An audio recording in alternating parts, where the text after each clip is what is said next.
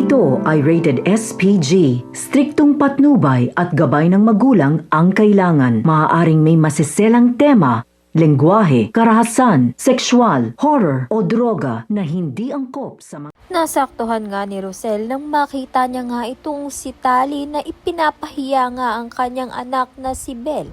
Kaya naman nga't hindi na nga nagdalawang isip itong si Rosel at hinatak niya na nga itong si Tali at idinala at ibinalik na nga muli sa kanyang ina na si Melania. Hindi nga lang niya ito ibinabalik, kundi sinusuka pa nga niya. Kaya naman nga't laking gulat nga ni Tali dahil hindi na nga siya mapapatawad pang muli ng kinagisnan nga niyang ina. Sa kabilang banda naman nga napag-alaman nga ni Rosel kung paano nga ipinalaki ni Via ang kanyang anak na si Bel na sinasaktan niya nga ito ayon na nga dito kay Malu. Kaya naman nga't sinugod nga ni Rosel itong si Via at doon hindi na nga makakatakas pang si Via. Sino ba naman kasing ina ang gustong masaktan ng kanyang anak? Kaya naman nga itong si Rosel ay gagantihan na nga itong si Via.